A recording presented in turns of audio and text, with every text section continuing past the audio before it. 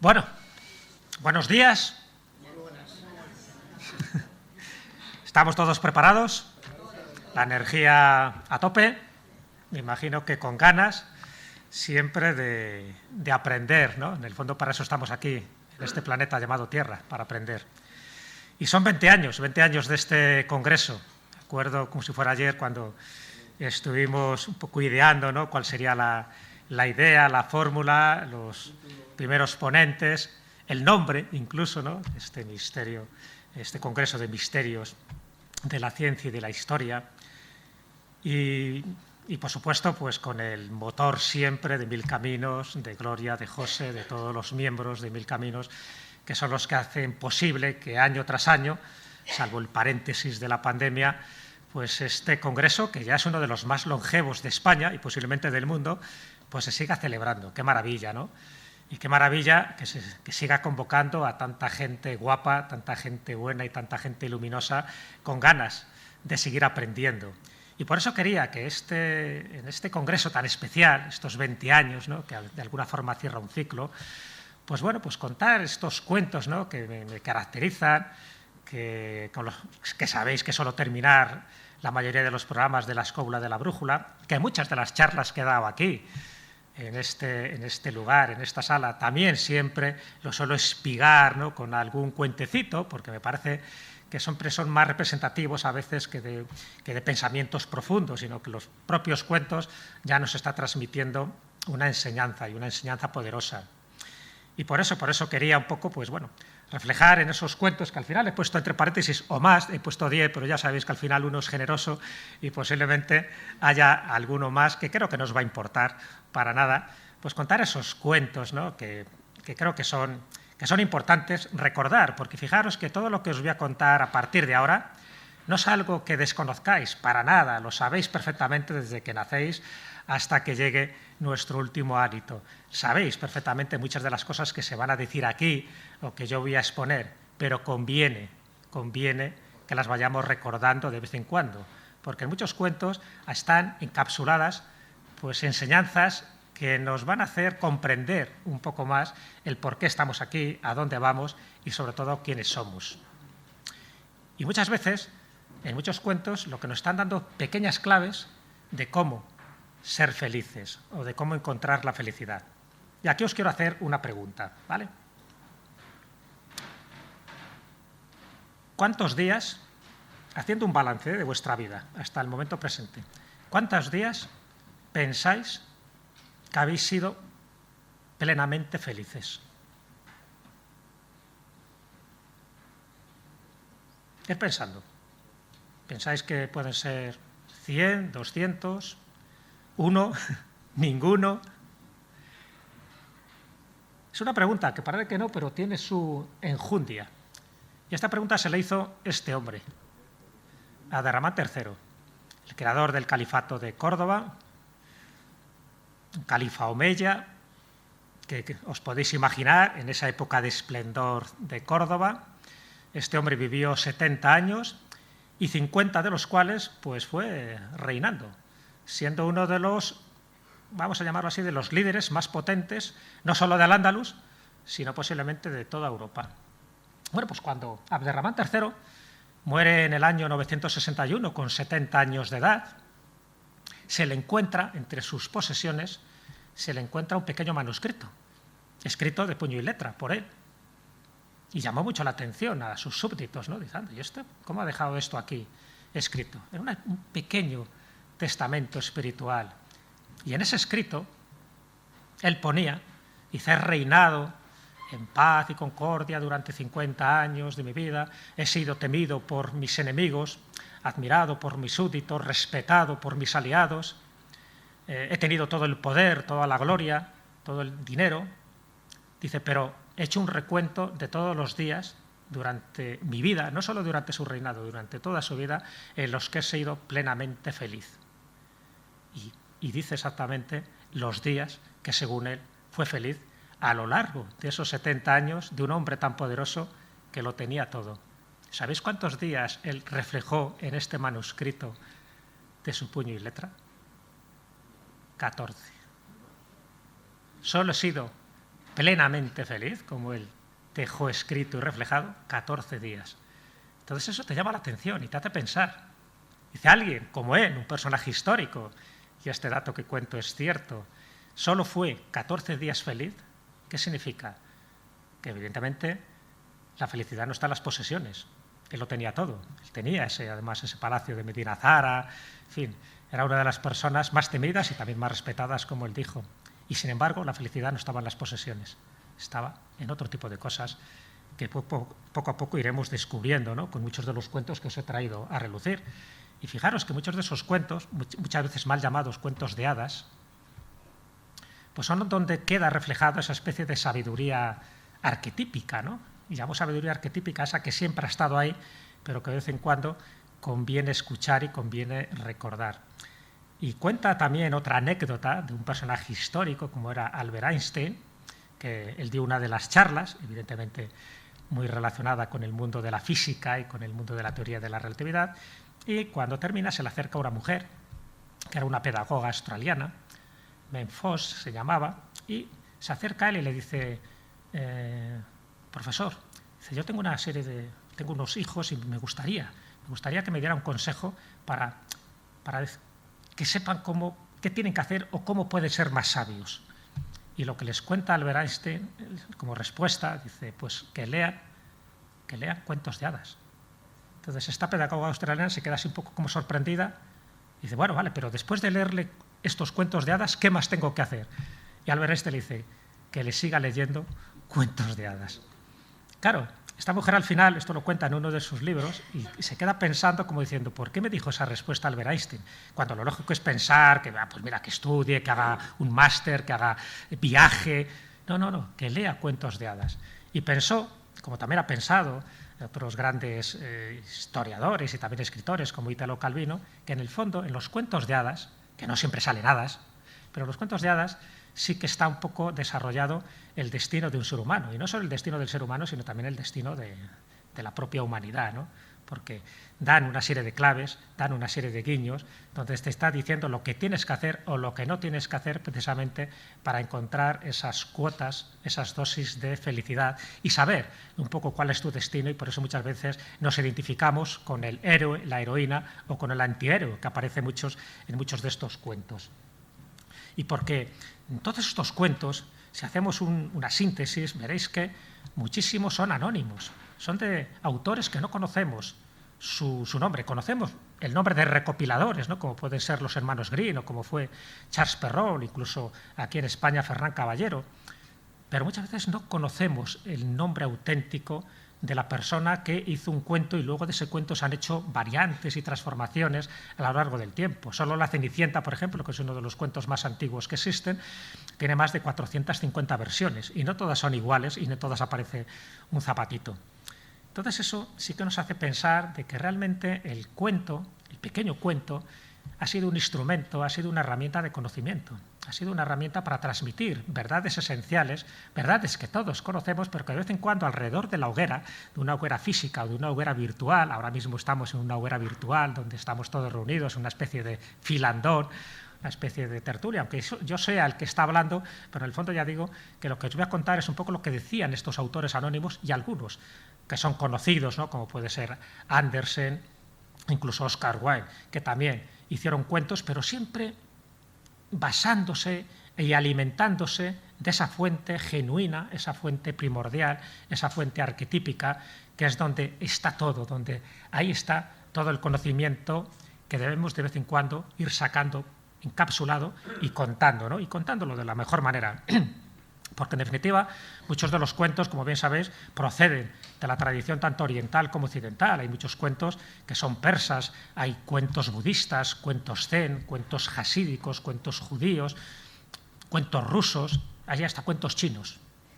Entonces, tenemos de todo, que si no nos cuentan a veces cuentos chinos. Pero yo creo que lo importante es darnos cuenta que lo que cuenta verdaderamente en estos cuentos es el mensaje que nos está transmitiendo en el momento preciso que los estamos escuchando, los estamos leyendo. ¿Cuántas veces hemos dicho, ¿no? Dice, oye, ese cuento que justo me ha venido, vamos, que ni pintado en el momento actual, en el momento emocional o en el momento sentimental en el que estoy viviendo. ¿Por qué? Porque hay veces que esos cuentos, aunque son de una tradición universal, te está llegando directamente al corazón y te está dando el mensaje que tú en ese momento estabas necesitando. Porque, en definitiva, da igual que el cuento sea de Oriente, de Occidente, que sea un cuento chino, ruso, que sea musulmán o que sea cristiano. En definitiva, lo que nos hacen estos cuentos, y eso es un poco lo que yo pretendo, ¿no? Cuando he elegido algunos de mis favoritos, lo que se pretende con todos estos cuentos es que con cada uno de ellos aprendamos algo, pero que también recordemos y que también, en definitiva, nos sirvan para despertar. Acordaros que muchos de estos cuentos infantiles, mal llamados infantiles, a veces sirven para adormecer a los niños, pero también ayudan a despertar conciencias de los adultos. Porque muchos de estos cuentos son pequeñas semillas de luz, que si sabemos sembrarlas, sabemos cómo florecen y sabemos cómo alimentarnos precisamente de toda esa sabiduría ancestral, primordial, esa sabiduría eterna que han ido sembrando muchísimos de los que nos han precedido. Yo creo que eso es muy importante tenerlo en cuenta. Y es tan importante que, en el fondo, son auténticos regalos, o así yo por lo menos lo entiendo. Yo cada vez que leo uno de estos cuentos y lo transmito y lo comparto, para mí son verdaderos regalos, ¿no? Porque en el fondo la vida es un cuento, ¿no? No lo olvidemos. Y hay un pequeño cuentecito, ¿no?, que siempre me llamó la atención, que era en un país africano, pues una niña quiere hacer un regalo a la maestra, a su profesora, el día de su cumpleaños. Y ese día le regala una concha marítima dorada. Entonces la maestra lo recibe con suma agrado. Dice, ¡ay, muchas gracias, pequeña! Dice, ¿dónde lo has encontrado? Dice, uy, he tenido que ir a una playa muy lejana, que está a muchos kilómetros de aquí, para poder encontrar esta concha dorada. Y la maestra dice, ¡ay, pero no te tenías que haber molestado, no tenías que haber hecho esta caminata de tantos kilómetros para traerme este regalo! Dice, maestra, dice, es que también en la larga caminata también formo parte del regalo. Eso es muy importante también tenerlo en cuenta. Es decir, el regalo no solo es la parte física, sino también la intención con que lo das y todo el proceso previo que existe para cuando tú entregas ese regalo envuelto, con lazo o sin lazo, pero todo forma parte del regalo, incluida esa caminata. Y eso es un poco lo que quiero transmitiros, estos pequeños regalos, que es un poco corresponder al regalo vuestro, que es el regalo de vuestra presencia, porque de nada serviría esto que estoy diciendo aquí si esta sala estuviera vacía, si al final Mil Caminos no hubiera organizado todo esto y si al final pues no hubiera esa especie de interconexión entre todos nosotros, lo que yo os voy a contar, lo que vosotros vais a recibir y lo que entre todos vamos a ir aprendiendo. Como bien sabéis, muchas veces, como mi apellido es Callejo, cantidad que a veces dice, tú tienes más cuento que Calleja. Digo, ya me gustaría a mí, ¿no? Pero bueno, los cuentos de Calleja, que por cierto, en la editorial de Saturnino Calleja, es una editorial del siglo XIX, su lema era ese, instruir deleitando. Bueno, pues como bien sabéis, en los cuentos de Calleja casi siempre se termina con una moraleja. Bueno, pues en los cuentos de Callejo, que son reconstrucciones mías, la mayoría de ellos, no terminan con una moraleja, sino que los cuentos de Callejo terminan con un moralejo. Y si os parece, vamos a una fábula, ¿no? Una fábula, en este caso de Esopo. Ya sabéis que tenemos muchos fabulistas, en fin, como Iriarte, como Samaniego, como tantos y tantos, ¿no?, por citar solo dos españoles, pero Esopo sería un poco como el padre de los fabulistas. Estamos hablando del siglo VI a.C., un siglo portentoso, porque es donde surgen prácticamente todas las corrientes de pensamiento, de filosofía, religiones, etc. El siglo VI es un momento clave donde hay un despertar intelectual y un despertar cultural. Bueno, pues hay una fábula de las muchas que hizo Esopo. Esopo es el que hizo pues, la primera versión de La cigarra y la hormiga o de la liebre. En fin, hay muchas de las que todos seguro que tenéis en mente, incluso la fábula de la lechera, pues son de Esopo, que luego fueron reconstruidas o redactadas por distintos fabulistas, tanto medievales como renacentistas. Bueno, pues tiene una que es la fábula de la serpiente y la luciérnaga, que es nada, es muy curiosa también un poco para empezar, si queréis, un poco este camino, esta andadura, esta pequeña charla. Y es pues una serpiente que está en un bosque y está persiguiendo a una luciérnaga, ¿no? Está esperando el mejor momento para atraparla y tragársela. Llega un momento en que la luciérnaga tiene un despiste, ¿no? Y entonces la serpiente le hace una estrategia envolvente y la tiene ya a tiro, ¿no? De tal manera que la luciérnaga no puede escaparse. Cuando la luciérnaga ve que, en fin, que está en sus últimos momentos, le dice: alto ahí, espera un momentín, serpiente, antes de que me tragues, ¿te puedo hacer 3 preguntas? Y la serpiente dice: bueno, no suelo hacer esto a las víctimas, pero bueno, mira, vas pillada de buenas, hoy tengo un día así, hazme 3 preguntas. Y la luciérnaga le dice: a ver, ¿soy acaso yo tu enemigo? Y la serpiente dice: pues no, la verdad que no. Y la luciérnaga dice: ¿estoy en tu cadena alimenticia? La serpiente dice: pues no, la verdad que no. Y la tercera pregunta de la luciérnaga dice: entonces, ¿por qué me quieres comer? Y la serpiente se la queda así mirando y dice: porque me molesta tu luz.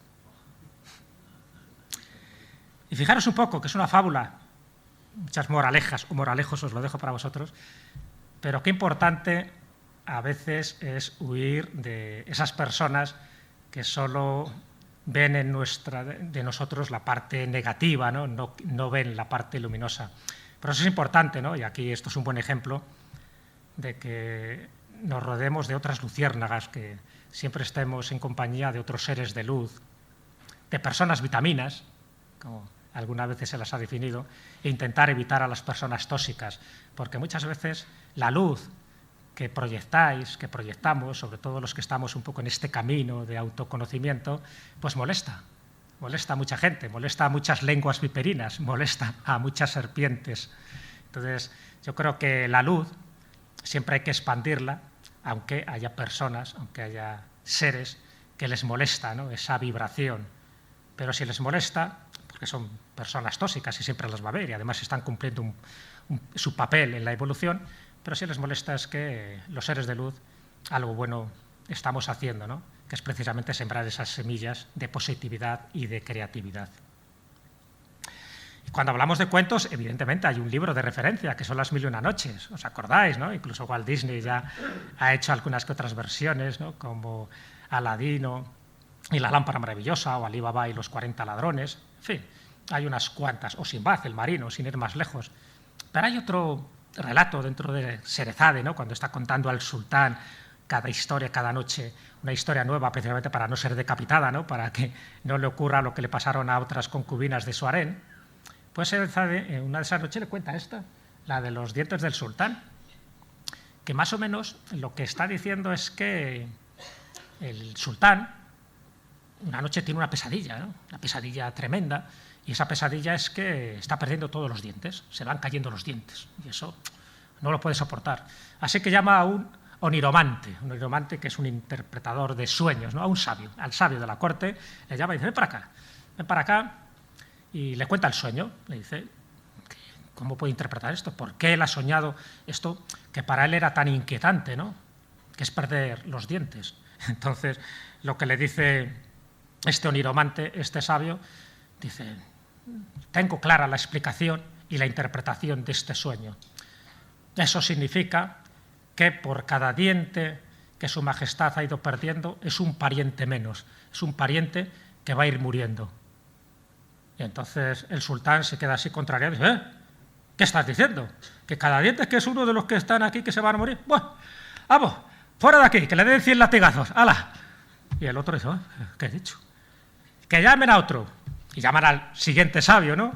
El sabio que ya sabía lo que le había pasado al otro, le llega por allí, le cuenta lo mismo, el sultán, lo de los dientes, y este otro oniromante, este intérprete de sueño, ¿no?, le dice: no, su majestad, no. Esto lo que significa es que usted va a sobrevivir a todos sus parientes. ¡Ah, qué bien, que le den 100 monedas de oro! Y entonces uno de los criados que hay para allá se le acerca a este oniromante, ¿no?, le dice: oye, ¿qué ha pasado? Pues si tú has dicho exactamente lo mismo que dijo el otro, y sin embargo al otro le han dado 100 latigazos y a ti te van a dar 100 monedas de oro. Y dice: ya, pero es que la clave está en la importancia de comunicar el mensaje.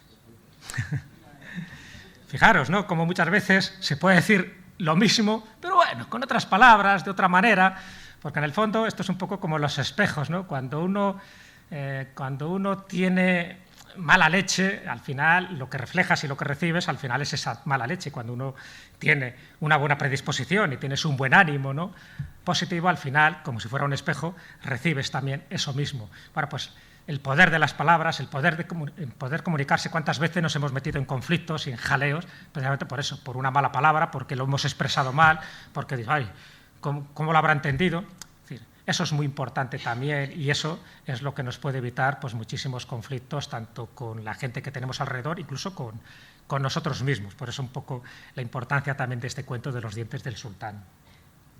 O fijaros esto, aquí en este caso he cogido un cuento de la tradición zen, ¿no?, del budismo zen. ¿Qué estáis viendo ahí?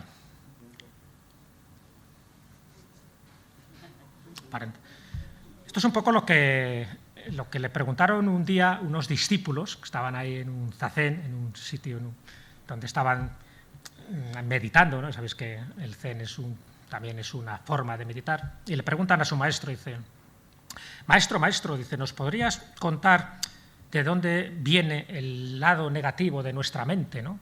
Esto un poco que os estaba diciendo antes. Y entonces el maestro dice, esperad un momento. Entonces se va y recoge un pliego que estaba enrollado y lo despliega delante de ellos, ¿no? Y el pliego que despliega es esto. Es un pliego totalmente blanco con un puntito negro en el medio. Y el maestro les pregunta lo mismo que os estoy preguntando a vosotros. ¿Qué estáis viendo ahí? Y la mayoría de los discípulos dijeron, pues un lienzo, un pliego blanco. No, eso es lo que dice uno de los discípulos. La mayoría le dice, lo que estamos viendo ahí es un punto negro. Y entonces el maestro se queda así pensando. Dice, o sea, que solo hay uno que me ha dicho que haya visto el pliego blanco y la mayoría me estáis hablando de que lo que habéis visto es un punto negro. Dice, ¿os dais cuenta un poco de esa respuesta? Dice, porque al final la gran mayoría no está viendo el 99% de la superficie que es blanca. Se han quedado en su retina y en su pensamiento y sobre todo en su recuerdo con el punto negro. Dice, ahí es el origen, ese es el origen de nuestra parte negativa de la mente, que muchas veces nos quedamos solo con la parte oscura y no nos damos cuenta de toda la parte luminosa y blanca que es la que nos rodea. Esto un poco, cuando yo leí este cuento, me recordó un poco lo de las noticias. Cuando ponéis el telediario, cuando ponéis las noticias de cualquier canal de televisión, incluso de radio, cuando llegan las noticias, veréis que nunca empiezan con una noticia positiva. Siempre empiezan con un asesinato, con un terremoto, con la guerra de Ucrania, con una violencia de género. Es decir, pero es que en el mundo ocurren más cosas al día. En este momento, aquí y ahora, están ocurriendo más cosas positivas, más cosas constructivas que negativas. Y, sin embargo, se empeñan muchas veces medios de comunicación y, en fin, un poco en general, esa estructura, como está diseñada la sociedad, se empeñan en que veamos siempre el punto negro de ese lienzo, sin darnos cuenta de que todo lo demás, ese 99% de cosas que están pasando en el mundo, cada día se están descubriendo cosas nuevas, nuevas medicinas, gente que está pintando cuadros, gente que está componiendo canciones, gente que está escribiendo libros, es decir, cosas siempre muy positivas y creativas. Sin embargo, todo eso pasa a un segundo plano. Lo que queda en nuestra retina, y eso es lo peligroso, porque eso es lo que forma parte al final de nuestra parte oscura, ¿no? Es la parte negativa. Este mundo, esto es una mierda, vamos al apocalipsis, esto se termina todo, fíjate, guerra aquí, el otro para allá, no sé tal. Veis un poco cómo es importante que dentro de ese lienzo, que evidentemente, claro que tendrá sus puntitos negros, pero que nos demos cuenta que en cuestión de proporción, en cuestión de estadística, hay muchísimas más cosas blancas que son de las que deberíamos aprender y son de las que nos deberíamos aprender y recordar, sobre todo. Igual que pasa un poco con este otro cuento, que como veis, también de la tradición budista, pero de la tradición budista más general, ¿no? más internacional, porque el budismo zen es una rama muy concreta. Fijaros que siempre todo este tipo de religiones o de movimientos o de corrientes de pensamiento siempre se basan para explicar sus doctrinas en cuentos. Por eso yo he recogido de ahí, como ves, hay toda una fuente casi esencial, ¿no?, en la que ya te están diciendo, con distintas vías, con distintos nombres, con distintas épocas, en distintos contextos, pero nos están diciendo muchas veces las mismas cosas una y otra vez para que recordemos lo que os decía al principio, quiénes somos, a dónde vamos, qué estamos haciendo aquí en este planeta. En este caso, este cuento budista, ¿no?, que luego ha sido reinterpretado por muchísimos autores, llama la atención también porque bueno, está hablando de una muñeca hecha de sal que quiere conocer el mundo y entonces bueno, pues empieza ella a caminar, va por veredas, va por desiertos y llega un momento en que tras ese largo caminar se acerca a la orilla del mar y ve el mar, que ves que es inmenso, que es tremendo, ¿no? Y entonces le pregunta, dice, ¿y tú quién eres?, le dice la muñeca de sal a este mar, a este océano. Y el océano le dice, si quieres saber quién soy, adéntrate en él. Entonces la muñeca de sal, que no es consciente todavía de su esencia, ¿no?, de lo que está compuesta, pues dice, pues vale, vamos a entrar. Y entonces a medida que va entrando esta muñeca de sal en el mar, para conocer qué es eso que se extiende de una forma casi infinita ante sus ojos, pues se va deshaciendo, porque es de sal. Entonces ve cómo sus pies se van deshaciendo, a medida que va entrando, ella se va desintegrando, va perdiendo un poco lo que era la esencia material que tenía antes. Y hay un momento determinado que la muñeca de sal lo que dice es, ¿qué me está pasando? Y lo que dice el mar, dice, ¿estás entendiendo ya tu pregunta? Y entonces cuando ya prácticamente está deshecha, en el último instante, ¿no?, de esa comprensión verbal, dice, ahora ya sé quién eres y ahora ya sé quién soy. En el fondo había entendido que exactamente era de la misma esencia de eso que tenía ahí, ¿no?, que en el fondo, tanto cuando nacemos como cuando morimos, al final vamos al mismo origen, a la misma fuente. Que hay algunos que lo llaman el Tao, otros lo llaman el absoluto, lo incognoscible, Dios, da igual.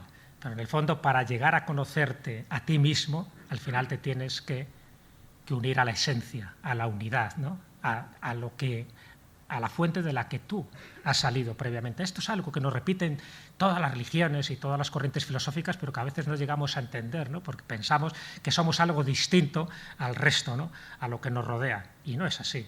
Al final, para entenderlo, tenemos que eliminar esa parte de ego para adentrarnos en lo que es esa totalidad, ese Tao de lo que llaman los taoístas. Fijaros, también este tipo de cuentos que tienen que ver con la tradición mística del Islam, los cuentos sufis. Ya sabes que el sufismo también recoge y se apropia de muchas de estas leyendas, de estos cuentecitos, de estos relatos, pues eso, para intentar transmitir de la mejor manera posible, de una forma mucho más diáfana y mucho más directa, pues esos pensamientos que hay algunos autores, pues que a lo mejor tienen que dedicarle 200 páginas para explicar exactamente lo mismo que en un cuento de 3 líneas te lo pueden explicar. Bueno, pues dentro de esa tradición islámica del sufismo, el sufismo ya sabéis que ellos se definen como la vía del corazón, porque es un sistema pues como heterodoxo dentro de lo que es el Islam, donde muchos de los que practican el sufismo, una de las ramas, sabéis que son los derviches giróvagos, ¿no?, los que hacen un tipo de danza, una danza muy específica, muy concreta, en el que entras en un estado expandido de conciencia, ellos lo llaman la sama, que esta danza, donde se une, ¿no?, todo lo que es la parte de la tierra, la parte telúrica, con la parte cósmica, por eso el tipo de vestimenta que llevan está representando precisamente esa especie de danza cósmica, y lo que intentan es unirse o fusionarse con la divinidad. Bueno, pues sus maestros, uno de los maestros más principales es Rumi. Fijaros, hay un poco una de las frases que os he extractado de Rumi, dice, lo que buscas te está buscando. O sea, muchas veces es un poco lo que os estoy comentando en algunos de estos cuentecitos que os he escogido. Muchas veces lo que tú estás buscando, eso te está buscando también a ti, pero hay que saber encontrarlo y ahí te tienes que dar cuenta de esa situación. Bueno, pues hay uno de los cuentos, precisamente hablando de búsqueda, que utilizan siempre como personaje, un personaje arquetípico también, que es Nasruddin. Nasruddin es un poco pues, un héroe y un antihéroe a la vez, ¿no? Es un poco como el tonto del pueblo, pero también es un poco el sabio despistado. Entonces siempre se le utiliza a él como protagonista en muchísimos de estos cuentos, pues eso, para transmitir una enseñanza. Entonces, bueno, pues en este libro de Idris Shah, por ejemplo, las enseñanzas de Nasruddin, del mulá Nasruddin, pues le buscan como protagonista, y yo he contado muchísimas veces pues, historias siempre relacionadas con Nasruddin, que a veces parece que es un tonto a las tres, y otras veces dice, madre mía, lo que me ha dicho me ha dejado pensativo. Bueno, pues una de estas leyendas, este cuento en concreto de la mujer perfecta, lo que dice es que está en una taberna con unos amigotes ahí tomando, en fin, sus bebidas, charlando y contando chistes, y en un momento dado uno de los amigotes le pregunta, bueno, ¿y por qué tú no te has casado? ¿Por qué al final has seguido soltero? ¿Qué pasa? ¿No has encontrado a la mujer perfecta? Y dice, ay, si yo os contara. Sí, cuando era joven sí que intenté encontrar a la mujer perfecta. Sí, sí. Y mira, me fui a Bagdad y allí, oye, pues al final encontré a una mujer preciosa, amable, una mujer que tenía un encanto especial, y les dicen los amigos, entonces, ¿por qué no te casaste con ella? Y dicen, porque no era perfecta, no llegaba a conocer los asuntos del mundo terrenal, del mundo más mundano, y no me convenció.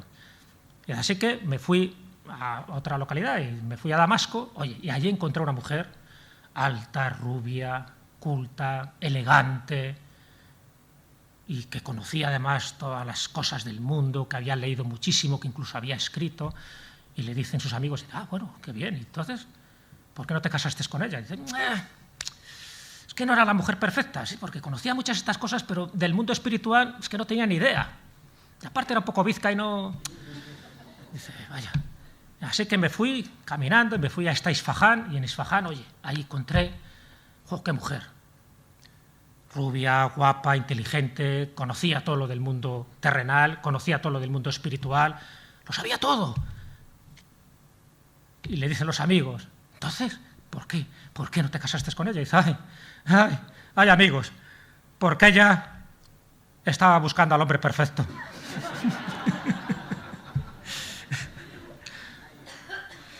Más te digo, que a veces lo que buscamos no es exactamente lo que mejor nos hace, ¿no? Y muchas veces también cuando se dice eso, ten cuidado con lo que deseas porque a lo mejor lo obtienes, pero no quiere decir que lo que obtengas sea lo mejor para tu camino evolutivo. Ese es Nasruddin, ¿no? Fijaros, ya que estamos hablando de ese mundo islámico, ¿no? En fin, de ese misticismo sufi, anteriormente estamos hablando de uno de los grandes matemáticos, geógrafos, una de las mentes más clarividentes que hubo en Persia en el siglo IX. Bueno, pues este hombre al que le debemos, por ejemplo, palabras como algoritmo, como palabras como álgebra, que es Al-Khwarizmi, pues se le atribuye un pequeño cuento que, evidentemente, como él era matemático, pues tiene que ver con números. Y ese cuento era eso, ¿cuánto vale un ser humano en general, ¿no? Que es una pregunta también que le hicieron. Entonces él, como matemático, dice, bueno, pues venga, perfecto. Si tiene ética, le ponemos un 1, ¿de acuerdo? Llamarlo ética, llamarlo moral. Muy bien. Entonces, pero si además de ética, bueno, pues por ejemplo, es inteligente, le añadimos un 0. Oye, ya vale 10. Estamos bien, ¿no? Si además es generoso, pues oye, otro cerito que le ponemos, 100. Si además de eso es una persona humilde, pues otro 0, 1000. Fijaros lo que va creciendo, lo que va evaluando, ¿no? Si estuviéramos dentro de la bolsa, ¿no? Los enteros que va ganando. Si además es simpático, otro cerito, 10.000.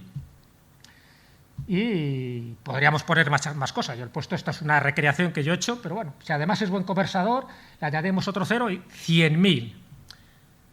Todo lo que queráis, todas las virtudes que se os ocurran ahora, que os estéis imaginando. Pero dice una cosa Al-Khwarizmi. Dice, pero ¿qué pasa si le quitamos el 1? Si le quitamos la ética, sí, será muy inteligente, será muy generoso, será muy tal, pero solo le quedan ceros, es decir, no vale para nada. Importante. Muchas veces añadimos virtudes y cosas, como los currículos, ¿no? Que hablamos. Mira, tiene esto y tiene tantos libros y tiene tantas cosas. Pero si eres un desgraciado, si eres un tonto a las 3, si eres una persona sin caridad y una mala persona, esas personas tóxicas que yo comentaba al principio, pues muy bien, un currículum si quieres de 4 páginas, me da exactamente igual. 0 patatero. Y dentro de esos cuentos, de esas tradiciones universales, hombre, no podía faltar también un cuento jasídico.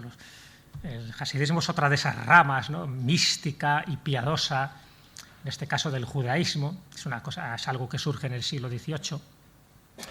Y, de hecho, hasid, de lo hasídico, significa piadoso, ¿no? O sea, entonces son como gente muy, muy observadora de la ley mosaica, pero también muy observadores de la cábala. Ya sabéis que la cábala también es esa parte heterodoxa, esa parte esotérica que tiene el judaísmo, donde supuestamente la cábala y todas las variantes que tiene la cábala, como la temurá, la gematría, serviría precisamente para entender un poco cómo es la construcción de este mundo y cómo somos nosotros y qué papel desarrollamos en este mundo. Por eso los cabalistas pues, se pueden tirar años incluso, y vidas enteras y generaciones enteras para descubrir este tipo de verdades. Y bueno, pues también tiene sus cuentos, cómo no. En este caso he recogido ahí Martin Buber, por supuesto también referencias de libros, porque como sé que sois muy curiosos, como sé que luego queréis saber mucho más y queréis saber más cuentos, bueno, pues pongo las referencias de los libros donde yo me he basado para que vosotros luego espiguéis por ahí y conozcáis más cuentos, en este caso, de esa tradición, de esos maestros jasídicos. Y uno de esos cuentos es este, el distinguir la noche del día. Entonces le preguntan unos discípulos a su rabino, y le preguntan eso y dicen, maestro, claro, es el maestro el que hace la pregunta porque es más listo que los discípulos. Le dice, a ver, discípulos, os voy a hacer una pregunta.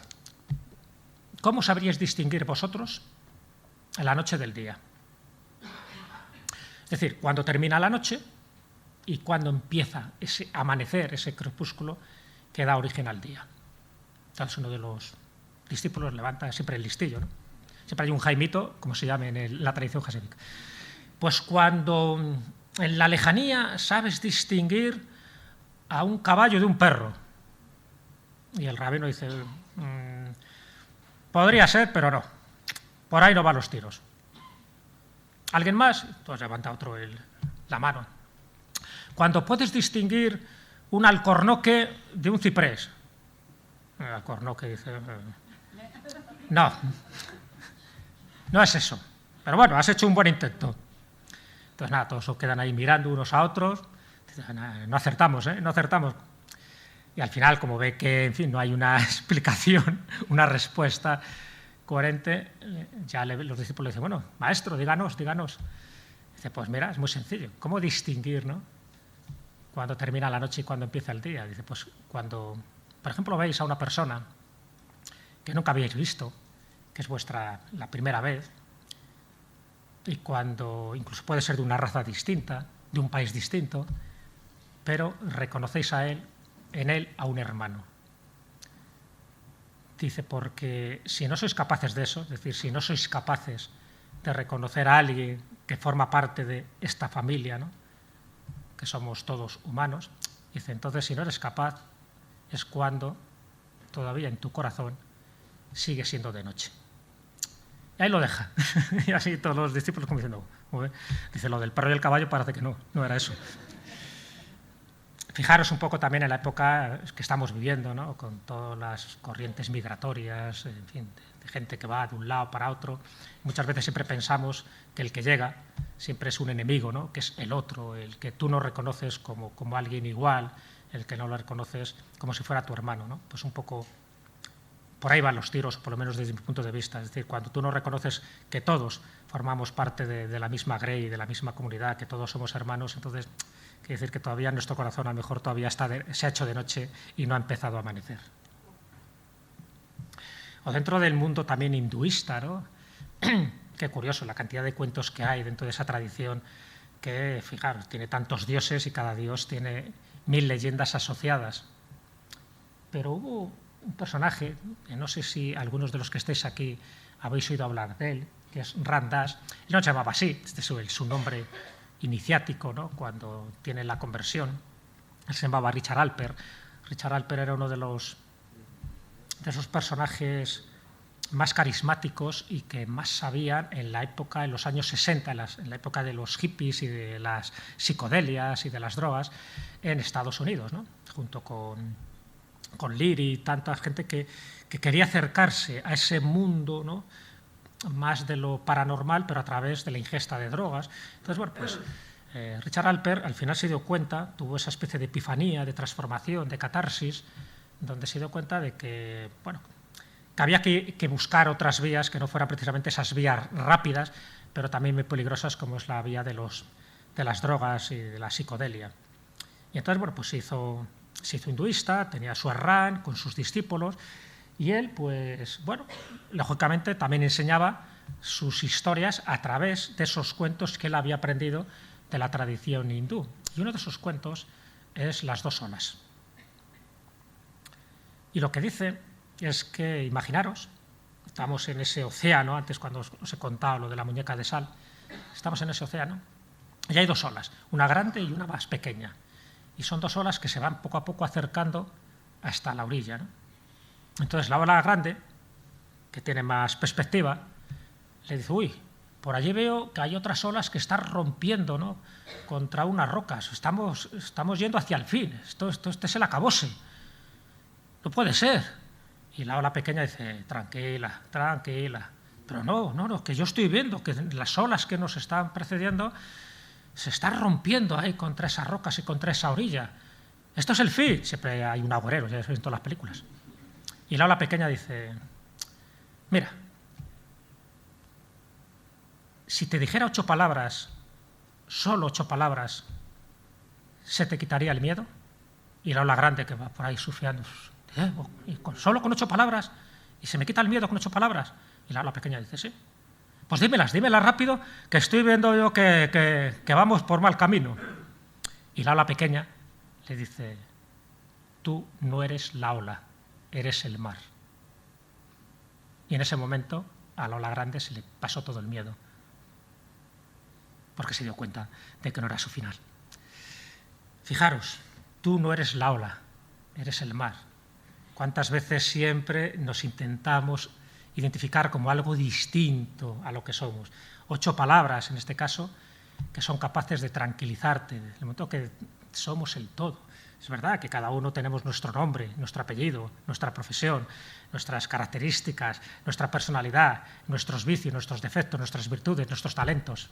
Claro que sí, pero en el fondo estamos todos dentro de esta gran ola, de este gran océano en el que todos participamos. Y en ese momento es cuando dices, tranquilo, no hay miedo, no tiene que haber miedo, porque el miedo precisamente es lo que te paraliza, es lo que te impide seguir avanzando, es lo que te impide expandirte.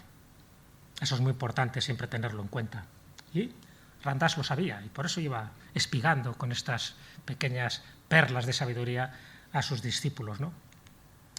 Y fijaros, un poco, hablando de palabras, lo que siempre hay palabras, siempre hay frases que siempre son muy significativas, ¿no? Que es un poco también esa leyenda, que es muy clásica, es muy conocida, y seguro que muchos de los que estéis aquí seguro que lo sabéis, pero bueno, que hace referencia a que cuando el rey David estaba en las últimas, pues, en fin, convoca a su hijo Salomón y le dice, mira, hijo, te voy a dar este pequeño joyero, en el interior del joyero hay un anillo, el famoso anillo de Salomón. Sabes que cada Salomón siempre se le asocia a todo, se le asocia al templo de Salomón, incluso a la mesa de Salomón, al nudo de Salomón, al grimorios que tienen el nombre de Salomón, con la clavícula de Salomón, y por supuesto al anillo de Salomón, que es un anillo mágico, como os podéis imaginar.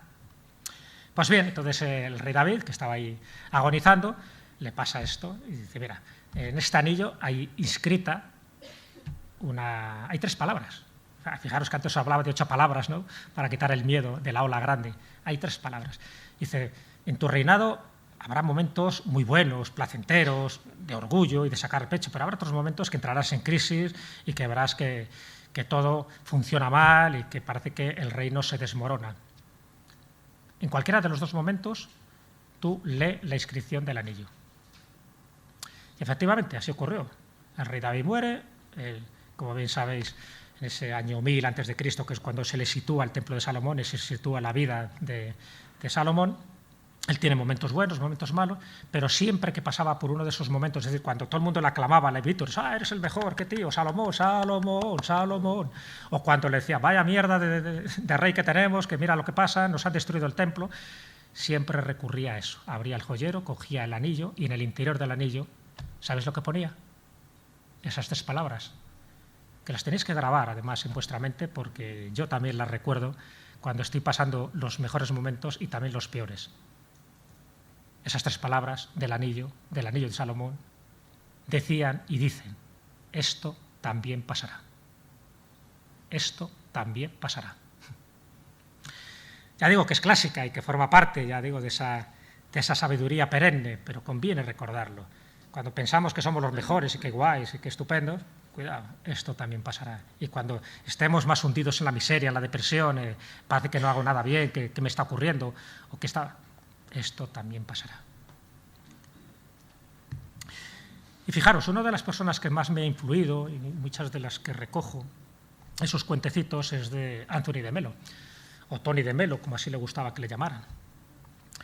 Este hombre era jesuita y entonces en sus talleres, en sadanas, como los llamaba, que eran un poco esos talleres espirituales, pues era una persona que además se llevó muy mal con la Iglesia Católica precisamente por eso, porque aunque era jesuita, pero le gustaba mucho conciliar todas las religiones. Entonces él era un poco budista, era un poco taoísta, era un poco musulmán, era un poco judío, y utilizaba cuentos de todas estas corrientes y todas estas doctrinas para enseñar de la mejor manera posible a sus discípulos. Os recomiendo El canto del pájaro.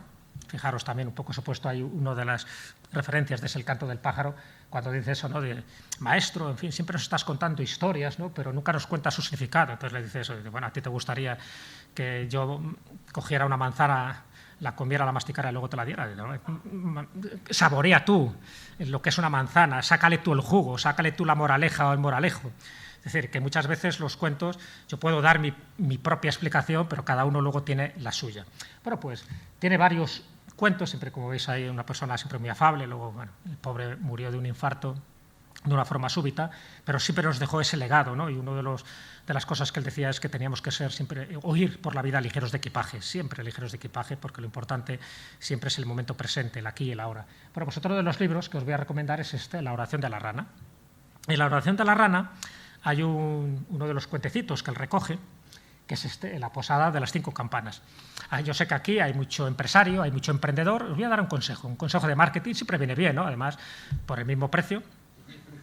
Y lo que cuentan es que había una posada en una costa marítima por ahí perdida en el mundo que no tenía demasiado éxito. O sea, el hombre de la posada le había puesto, en fin, todo el cariño, todo el mimo en la decoración, en la ubicación incluso, que se viera bien, en la comida, en el trato, en fin, todo, ¿no? Pero la posada se llamaba La Estrella del Sur. Entonces pasa por allí un día un viajero, entonces entra, dice, ¿qué tal? Dice, pues no muy bien, porque a pesar del tiempo que llevamos aquí, a pesar de que intentamos ser amables, que en fin, que damos buena comida, pero que la gente no viene, no llega aquí, no paran. Y entonces este viajero le dice, tengo la solución, cambiar el nombre. Dice, ¿cómo que cambiar el nombre? Si La Estrella del Sur siempre se ha llamado así, generaciones enteras, vamos, ya mi padre y mi abuelo, esto siempre lo han llamado así, La Estrella del Sur. Cambiar el nombre, hacerme caso. Y dice, bueno, ¿y qué nombre le ponemos? Las 5 campanas, pero en la puerta colocar 6 campanas.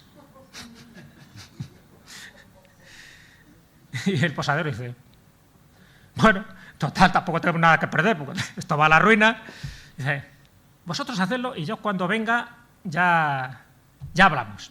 Bueno, pues este viajero se va y efectivamente el posadero pues cambió el nombre y lo puso Las 5 campanas como nombre, muy, muy grande, y en el exterior, a modo de adorno, colocó 6 campanas.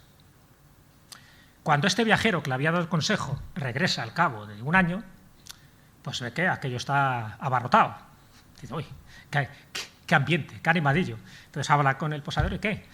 Dice, oye, tenía usted razón. Dice, porque en el momento que cambiamos el letrero y pusimos esas campanas, pues mucha gente entraba, marineros, viajeros, en esta posada de la costa, pero siempre con la misma pregunta. Dice, oiga, ¿no se ha dado cuenta usted que se llama las 5 campanas y tiene 6 campanas ahí puestas? Dice, sí. Dice, oye, ¿qué local más bonito? Póngame una cervecita así con un pulpo. Y eso uno tras otro. Entonces, esa afabilidad, esa decoración, lo que hacía la gente, pues precisamente por intentar rectificarle, pensando que se había equivocado, ya que estaban dentro, pues oye, póngame una comidita. Como era posada, oye, voy a hacer la noche aquí. El tío fue prosperando y pagó todas las deudas y pagó toda la hipoteca. Porque, en definitiva, no hay nada que complazca más a nuestro ego que corregir el error de los demás. Y nos vamos a Tolstoy. Como veis, muchos de estos cuentos son anónimos, a pesar de que han sido recogidos por uno y por otro, pero luego grandes escritores de la literatura universal, como es León Tolstoy, ya sabéis, uno de los grandes representantes no solo de la literatura universal, también evidentemente de la rusa, con Guerra y Paz, Ana Karenina, pues también le dio por escribir pequeños cuentecitos, ¿no? Ya sabéis que él tuvo una etapa mística, donde prácticamente se convirtió en una especie de gurú, ¿no? De maestro espiritual. Y él escribió algunos cuentos, aparte de esos tochos, esas novelas, y uno de ellos es el cuento de los 3 starezi. Starezi son como ermitaños, ¿no? Dentro del mundo espiritual griego. Entonces, lo que cuenta, estamos hablando de un cuento de 1870, más o menos, o sea, del siglo XIX. Entonces, lo que cuenta es que iban unos peregrinos a un monasterio, en un barco, en un monasterio, para adorar las reliquias que estaban en ese monasterio cristiano ortodoxo, y con ellos iba un obispo. Entonces, bueno, pues cuando se van acercando poco a poco al monasterio, que es un pequeño archipiélago, el monasterio estaba en una isla, pero había otra isla pequeña donde se le acerca un mujik era un campesino, el nombre que reciben los campesinos en Rusia, y le dice, cerca del monasterio hay otra isla muy pequeñita donde viven 3 starezi. Dice, estos 3 ermitaños, muy viejos, todos ellos con barba blanca, pero que están considerados como hombres santos. Dice, ah, sí. Y el obispo dice, pues bueno, pues me gustaría conocerles, ya que estoy aquí, ¿no? Y entonces, pues convence al capitán del barco para que le deje una canoa, y con esa canoa se acerca a esta isla, y ahí le recibe los 3 starezi, con unas barbas tremendas, y ahí haciendo las reverencias, un obispo, qué bien. Entonces el obispo se acerca allí, en fin, como sabía de su fama, ¿no? de santos varones, me acerco porque tengo entendido que ustedes son muy cristianos, muy religiosos, ¿no? Y que viven una vida muy espiritual, una vida de renuncia. Ay, no, si nosotros intentamos aquí sobrevivir como podemos, pues... Pero bueno, no, lo que me han dicho de ustedes es muy interesante. ¿Y qué rezan ustedes? ¿Cómo rezan? No, pues nosotros siempre rezamos la misma oración, siempre. Dice, ¿qué oración es esa? Dice, tú eres 3, nosotros somos 3, concédenos tu gracia. Y el obispo dice, hombre, está bien, mira, lo de la Santísima Trinidad parece que lo tienen claro. Tú eres 3, nosotros somos 3, concédenos tu gracia. Pero el obispo, como es obispo, va con su mitra, pero yo os voy a enseñar la oración buena, la de verdad, y les enseña el Padre Nuestro. Pero claro, estos 3, que llevaban ahí años toda la vida y que eran iletrados, pues les costaba muchísimo aprenderla. Padre Nuestro que estás en los cielos, se confundía, y una vez, y otra, y así se tiró hasta 100 intentos, hasta que ya el obispo pensó que se habían aprendido el Padre Nuestro de memoria, ¿no? Aprender esto, que esta es la buena, ¿no? Vale. Y entonces ya se despide de ellos porque ya va anocheciendo y el capitán del barco dice, oiga, que tenemos que llegar al monasterio. Se coge, se monta en la canoa, llega hasta el barco y el obispo como diciendo, qué bien, qué buena labor he hecho hoy, ¿no? Por fin les enseñaba a rezar a estos como Dios manda. Y ya cuando se está alejando el barco ve que hay una especie de figuras amorfas por ahí que se están acercando, que no sabe si es otro barco o es un ave, que se acercan y que van caminando por el agua. Y se acercan los 3, caminando por el agua hasta el barco. Y le dice, obispo, que se nos ha olvidado la oración, que nos hemos quedado en Padre Nuestro que estás en los cielos y que ¿cómo sigue esto? Y el obispo dice, mira, me habéis dado una auténtica lección de humildad. Seguir diciendo, tú eres 3, nosotros somos 3, concédenos tu gracia.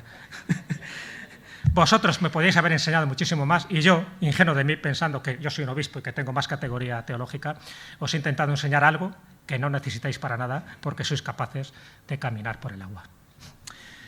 Eso lo escribió León Tolstoy. Incluso Dostoyevsky, con sus hermanos Karamazov, también hizo uno de estos cuentos, ¿no? También se aprovechó dentro de esa obra, Los hermanos Karamazov. Es una obra muy psicológica, en fin, con una serie de aristas, ¿no? Que te refleja un poco cómo era la personalidad del ruso en aquella época. Estamos hablando de una novela también de mediados del siglo XIX. Bueno, pues dentro de esa novela incorpora un cuentecito, ¿no? Que es este, el que yo he titulado El tallo de la cebolla. Y lo que cuenta es que llega el momento de la muerte de una mujer mayor, pero una mujer muy avara, muy desagradable, muy arisca, muy huraña, en fin, no querida por nadie, precisamente porque su vida pues, había sido todo lo contrario de una vida amorosa, ¿no? Entonces el ángel de la guarda, porque todos tenemos un ángel de la guarda, el ángel de la guarda se le acerca a Dios y dice, es que esta mujer se va a morir y bueno, va a tener que ir al lago de fuego, no le queda más remedio, el lago de fuego es como lo llaman al infierno allí. Y le dice, ¿qué podemos hacer para poder salvarla? Porque, en fin, soy el ángel de la guarda. Dice Dios, ¿pero hizo algo bueno en su vida en algún momento? Dice, bueno, yo recuerdo que hizo, sí, una vez, con una cebolla que estaba podrida, en fin, de su cosecha, pues se la dio a un mendigo, ¿no? Para que la comiera. Dice, bueno, no es que sea mucho, dice, pero bueno, mira, vamos a hacer una cosa. Toma esta cebolla con este tallo y tú se la ofreces ahí cuando está en el lago de fuego. Si es capaz de agarrarse fuertemente, tú la sacas. Y si no se suelta, queda salvada y yo la recibo aquí en el cielo. Y dice, bueno, gracias. Entonces coge la cebolla y todo encantado, se va al lago de fuego, ahí está la viejecita esta ahí gritando. Entonces dicen, agárrate fuerte a este tallo de la cebolla, agárrate fuerte. Y no te sueltes porque te voy a salvar, te voy a sacar de este lago de fuego. Entonces la mujer ahí, desesperada, se agarra y poco a poco la va subiendo el ángel de la guarda, ¿no? Va subiendo, pero claro, ya cuando ya casi está a punto de salir, los otros condenados que estaban en el lago de fuego se dan cuenta, uy, que esta se quiere ir. Y uno se agarra a sus pies, el otro se agarra a los pies del otro, el otro a los pies, y bueno, lleva ahí una ristra de condenados. ¿Y qué es lo que hace la vieja esta, ¿no? Que ya está a punto de pegado patadas como si fuera Gollum, ¿no? ¡Quitaros de ahí, imbéciles! Que esta cebolla es mía, solo es mía, que es para mí solo, asquerosos. Y justo en ese momento se rompió el tallo y tanto ella como los demás cayeron al lago de fuego. Y termina la historia, termina el cuento diciendo, y el ángel de la guarda se tuvo que ir de allí llorando. No lo consiguió. Es decir, el egoísmo de esta mujer fue tal que incluso en esos momentos no quiso ayudar a nadie, ¿no? Y eso es lo que la condenó también a ella. Para que veáis un poco, ¿no? También cómo incluso estos grandes escritores son capaces de reflejar todo esto. Bueno, voy terminando un poco, como veis, un poco más de 10, pero bueno, siempre hay que ser generoso, hay que pecar más de exceso que de defecto. Fijaros, Schopenhauer, este hombre con esa cara de cabreado, efectivamente era así en la vida. Tenía, no sé, mala leche, era también huraño, misógino, misántropo, en fin, lo tenía todo. Pero era un gran filósofo alemán. Y su última obra es esta, Parerga y Paralipómena, una obra de 1851, fue la última obra que escribió, que es un poco reflexiones de su vida, ¿no? Él está considerado como un filósofo del pesimismo, en fin, las cosas, era como lo del lienzo, ¿no? Veía el punto negro y no acababa de ver el punto blanco, pero en la última etapa de su vida tenía, bueno, de hecho, él no se relacionaba con nadie, solo se relacionaba con perros. Él decía que amaba más a un perro que a un hombre, o sea, para que veáis un poco su mentalidad y su personalidad, ¿no? Pero bueno, aún así, en este cuento, en esta fábula, sí que recoge un poco ese pensamiento, ¿no? De que al final las relaciones humanas siempre son complicadas, evidentemente. Y en esta fábula del puercoespín lo que dice es que en una noche de invierno están reunidos varios puercoespines, ¿no? Entonces, como hace tanto frío, los puercoespines, claro, solo tienen una solución, ahí no conocen todavía el fuego, no saben cómo hacer el fuego. Tienen una solución, que es para no morir congelados, porque claro, su supervivencia está en juego. Tienen que juntarse todos, y entonces al juntarse todos, se dan calor, y por tanto podrán sobrevivir a esa noche. ¿Pero qué ocurre cuando se juntan? ¡Ay! Que las espinas les hacen daño, les hacen heridas, entonces se apartan. Entonces, claro, eso lo hacen 2 o 3 veces y ven que cuanto más se juntan para darse calor, más se repele porque se hacen daño. Hasta que alguien decide decir, bueno, aquí solo tenemos una solución de vida o muerte. Si nos separamos vamos a morir congelados, si nos acercamos demasiado a lo mejor morimos desangrados.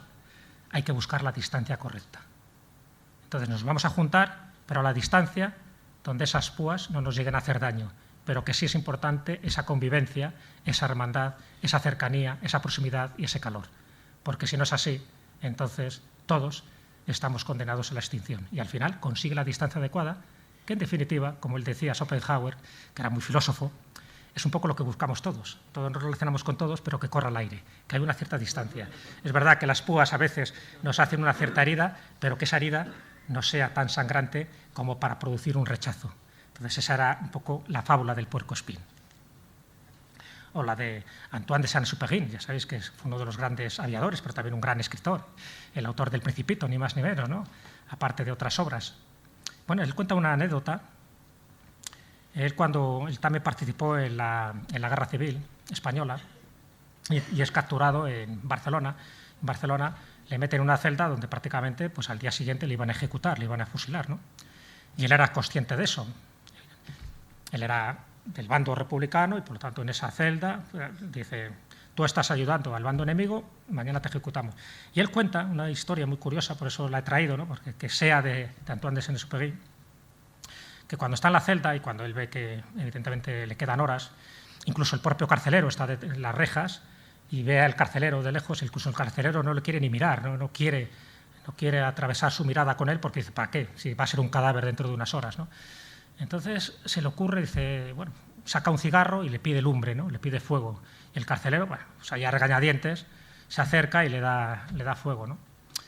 Y en el momento que le da fuego, claro, ya le pregunta, dice, no, fíjate, aquí me han encarcelado, sé que voy a morir, me queda poco tiempo, es una pena porque voy a dejar a mi familia. Entonces en ese momento saca la cartera y le saca unas fotos de su familia.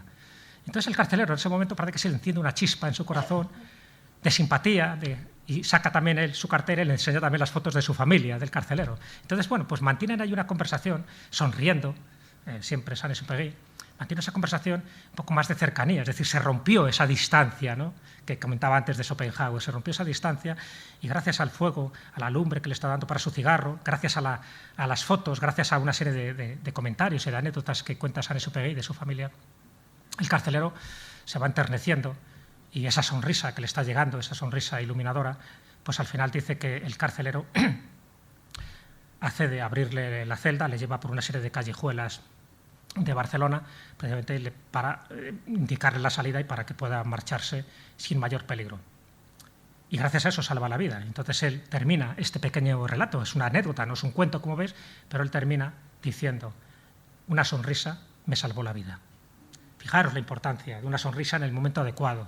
Esa sonrisa, ese acercamiento, esa empatía es lo que le salvó la vida. Acordaros un poco lo que siempre se ha dicho, ¿no? Que una sonrisa da mucha más luz y, sin embargo, es más barata, ¿no? Que la factura de Iberdrola. La sonrisa a veces abre puertas y, sobre todo, hace que nos sintamos precisamente eso, como seres humanos, la cercanía de que todos al final estamos formando parte de una misma comunidad. Y muchas veces las cosas que hacemos parece que son insignificantes, parece que no están ayudando, ¿no? al mundo. Un poco Alejandro Jodorowsky, ya sabéis, un poco el de la psicomagia, el que en fin es un gran artista, el que ha hecho muchísimas actividades siempre relacionadas con el mundo de la magia, de la heterodoxia, pero también ha sido director de cine, ha pintado cuadros, ha compuesto música, en fin, es un hombre orquesta. Y dentro de sus talleres él decía que este cuento, este pequeño cuentecito, le había cambiado la vida y lo contaba de vez en cuando, ¿no? Los talleres. Y lo que cuenta es eso. La antigua China, en un pueblo que estaba siempre en sombra, porque había una montaña que siempre la sombra la reflejaba en el pueblo, de tal manera que en ese pueblo pues los niños al final acababan muriendo de raquitismo porque les faltaba esa medicina, ese alimento, esa vitamina del sol. Nunca les daba el sol. Entonces, como esto era algo constante y pasaba de generación en generación, pues este viejito se coge una cuchara de porcelana, de esas que tenemos en los restaurantes chinos, se coge una cucharita de porcelana y se va hacia la montaña y empieza a escarbar un poco con la cucharita de porcelana para intentar horadar un poco a la montaña, ¿no? Entonces, claro, la gente que le ve del pueblo dice, pero ¿dónde vas, hombre? ¿Dónde vas con esa cucharita? Dice, no, pues estoy intentando a ver si puedo quitar a esta montaña y que por fin entren los rayos de sol y que nuestros habitantes, nuestros vecinos no mueran. Dice, pero no ves que esto es una tontería, ¿no? Es que esto es imposible. Dice, ya, sí, ya soy consciente de que con esta cucharita de porcelana no voy a conseguir destruir y desplazar esta montaña. Dice, pero es que alguien tiene que empezar a hacerlo. Alguien tiene que empezar a hacerlo. Este cuentecito, que fijaros, que parece una tontería, ¿cuántas veces las cosas que hacemos, decimos, es que esto aporta algo, lo que hacemos? ¿Sirve para algo lo que intentamos ayudar a la gente, o con nuestros libros, o con nuestros programas de radio, o con nuestros talleres, o con nuestras charlas, o sencillamente con nuestra convivencia, con nuestro trabajo más cotidiano? ¿Sirve para algo? Y mi respuesta es sí, sin ninguna duda. Acordaros un poco lo que decía Teresa de Calcuta, también se lo decían muchas veces a Teresa de Calcuta, ¿no?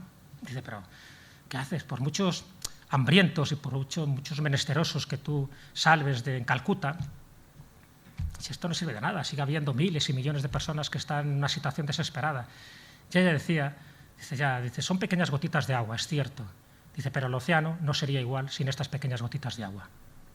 Eso no lo olvidéis nunca. Aunque sea insignificante, seguir haciéndolo porque esas semillas, esa pequeña semilla, la tuya, la tuya, la tuya, la tuya, poco a poco sí que van cambiando un poco, no el mundo, porque el mundo va por su lado, pero sí vamos cambiando nuestro entorno para hacerle mucho más pacífico y mucho más luminoso. Y ya un poco como cuento también, sabéis que Paulo Coelho es un poco como un referente, ¿no? Dentro de esos cuentos actuales y en sus obras, en sus novelas, aparecen muchos de ellos. Y uno de ellos es este, ¿no? Un libro posiblemente a lo mejor el menos conocido, por ejemplo, que El alquimista, o que El camino del guerrero, de Luz, en fin, hay unos cuantos. Pero fijaros, una de las cosas que él decía, de cuántas cosas perdemos por miedo a perder. Es decir, esas frases que dice Paulo Coelho siempre yo creo que tienen una gran potencia, una gran energía.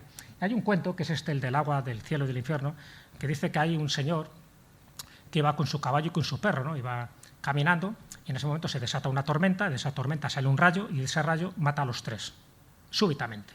De tal manera que él no se da cuenta de que está muerto. Ya sabéis que muchas veces se dice que cuando alguien muere de una forma súbita no es consciente todavía de que ha muerto, está con una especie de interfase. Pues a él le pasa algo parecido. Él sigue caminando con su perro y con su caballo y claro, caminan, que llega un momento en que tienen sed. Y entonces hay un lugar con una puerta de mármol preciosa que entra allí y dice, uy, vamos a ver aquí si tienen una fuente de agua para poder saciarnos.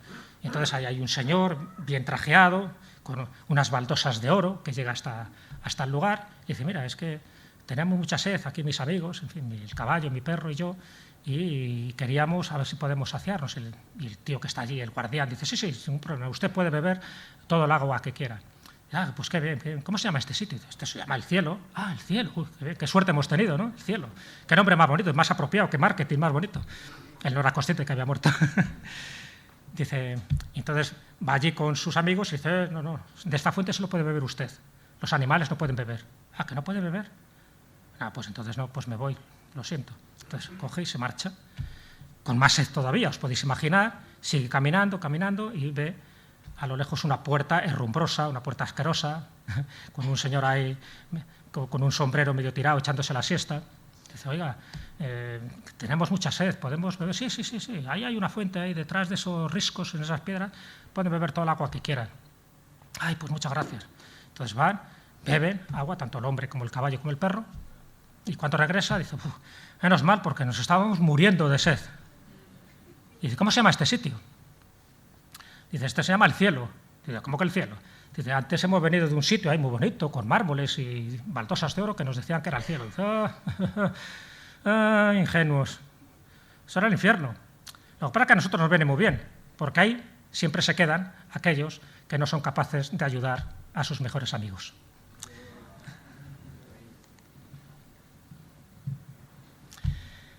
Y termino con un cuentecito mío, ¿vale? Decía que había una vez un sabio que guardaba 3 cofres y en esos 3 cofres el rumor popular, la leyenda urbana, decía que escondía el auténtico secreto de la felicidad. Entonces, claro, tanto políticos como empresarios como banqueros pues se lo querían comprar. Oye, pues yo quiero eso, yo quiero saber cuál es lo que a ti te da, lo que te proporciona tranquilidad y felicidad a este sabio. Y claro, a nadie se lo vendía.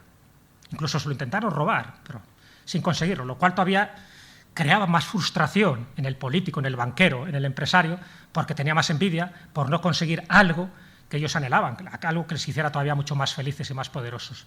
No, en ese momento se le acerca un niño, pequeño, ingenuo. Dice, ay, me han dicho que usted tiene unos cofres en los cuales se contiene, ¿no?, la felicidad. Dice, mira, eres un niño y te voy a mostrar mi secreto. Son 3 cofres, evidentemente, y en cada cofre hay una letra. Abre el primer cofre, está la D. Abre el segundo cofre, está la A. Abre el tercer cofre, está la R. Dar. Dar. Como ves, el secreto es una palabra secreta. Dar, la máxima expresión de gratitud. La máxima manifestación de amor. Porque aquello que no se da, se pierde. Esta era la máxima que tenía Dominique Lapierre, por ejemplo, cuando escribió La ciudad de la alegría, que estaba haciendo referencia a Calcuta, precisamente. Y es un proverbio indio y hindú. Lo que no se da, lo que no se comparte, se pierde. No lo olvidéis. Al final, como colofón, acordaros que nuestra vida es como una leyenda. Puede ser corta o larga. Lo importante, lo más importante, es que esté bien escrita y muy bien narrada. Muchísimas gracias. Mi nombre es Luis. Hola, Jesús. Hola, Luis. De nuevo, bueno, agradecerte por descontado esta maravillosa oportunidad que nos has dado como gesto, como bien has terminado diciendo, que lo que no se da se pierde. Yo te quería hacer una pregunta, como se suele decir, voy a intentar ser lo más breve. Y viendo la conexión que hay entre el anterior tema sobre ChatGPT, las tecnologías, no frente a la tecnología del ChatGPT, reconociendo las virtudes en el caso de ser algo bien utilizado, pero sí teniendo en cuenta la tecnología tan antigua que se esconde en un cuento. Entonces, como empezabas hablando, en principio, creo que era Abderramán, sí. Y hablando de los 14 días de felicidad, entendiendo la felicidad como un apartado, otra manera, un sinónimo de la paz interior y la capacidad para estar conectado con lo esencial, te pregunto, ¿qué tecnología crees que realmente nos puede dar más días de felicidad? Quiero decir que cuando antes hablabas, por ejemplo, de a un niño, cuando se le cuenta un cuento, lo que le estás ofreciendo es una puerta abierta a la imaginación, es decir, al sueño, a la capacidad de imaginar.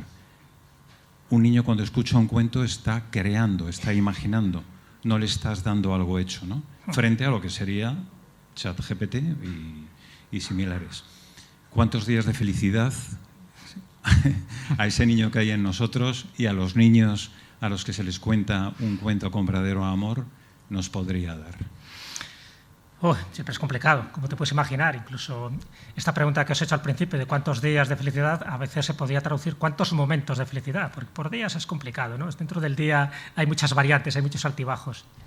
Está claro que por muchos momentos, y hay mucha gente que también habría que entender un poco qué entendemos por felicidad, ¿no? Está claro que eso es un concepto también muy ambiguo, muy abstracto, y lo que para unos es una felicidad, para otros otro. Para otros la felicidad es tener y poseer cosas, para otros sencillamente es un estado del alma. ¿Qué tecnología? A ver, evidentemente cualquier tecnología, y yo también utilizo, ¿no?, el chat GPT, porque me gusta, sé que es una herramienta de conocimiento, es una forma de llegar también a muchos lugares. Un poco también sé que al final, como toda buena tecnología, se puede desvirtuar, es decir, tiene como sus dos caminos, el camino de la mano derecha, el camino de la mano izquierda, el camino para hacer el bien y el camino para manipular, ¿no?, a la gente, para intentar destruir a lo mejor puestos de trabajo. Es decir, hay muchísimas cosas, siempre pros y contra, pero en todo lo que ha habido, ¿no? Incluso cualquier descubrimiento puntero, siempre en su momento tuvieron sus detractores. Luego al final se admite todo, pero al final siempre tiene sus detractores. En el caso de los cuentos, como herramienta de conocimiento, y no solo los cuentos, incluso los juegos, muchos juegos infantiles, como aparentemente infantiles, como el juego de la oca, como el parchís, por ejemplo, como el ajedrez, como las damas, como el alquerque, como tantos y tantos, en el fondo son herramientas de un conocimiento ancestral que una forma de que no se pierda y que no sea adulterado es utilizarlo o fusificarlo de esta manera, ¿no? De cosas que parece que son como poco peligrosas. Fíjate, un cuento, ¿qué peligro tiene? Un juego, ¿qué peligro tiene? Incluso también dentro de la arquitectura, dentro de la música y de las danzas, también está codificado muchas de las claves secretas, pero que hay que saber entenderlas, por eso hay que entender los símbolos, porque los símbolos es un poco lo que nos conecta. Y en los cuentos hay muchos de estos símbolos. ¿Cuál es la mejor herramienta? Evidentemente, la mejor herramienta para intentar ser un poco más feliz no es Internet, o no es un ordenador potente, o no es tener mejor el coche, o no es tener la mejor casa. Las dos herramientas o los dos mecanismos o las dos tecnologías más potentes que tenemos el ser humano, que a veces lo olvidamos, es nuestra mente y nuestro corazón. Es decir, esas dos cosas son fundamentales. Si somos capaces de calibrar muy bien nuestra mente y tener una mente equilibrada, que en el fondo muchísimos de los cuentos van por ahí, y sobre todo tener un corazón generoso, un corazón que elimine todo rastro eso siempre de egoísmo, y esa humildad bien entendida, la humildad, eso es un poco el camino que nos lleva a la felicidad, porque ya sabéis que la felicidad sí se sabe lo que nos crea infelicidad, eso sí se sabe. Además, eso lo dijo Buda en 4 clásicos principios, ¿no? Que era el sufrimiento, que es una realidad, lo provoca el deseo. ¿El deseo qué es? La posesión, el apego. Es decir, si nos lo está diciendo, y nos está diciendo cómo puedes eliminar ese sufrimiento, ese apego, precisamente para encontrar esos cauces de felicidad. Y te habla de un octuple sendero, ¿no? Que ahora vamos a entrar en ello, pero eso es la base del budismo. Sencillamente, si queremos ser más felices, la felicidad no está en las posesiones. Podemos tener muchas cosas, tener buena memoria, haber escrito muchos libros. En el fondo, yo creo que son los dos mecanismos que a veces no los tenemos tan bien engrasados como deberíamos, ¿no?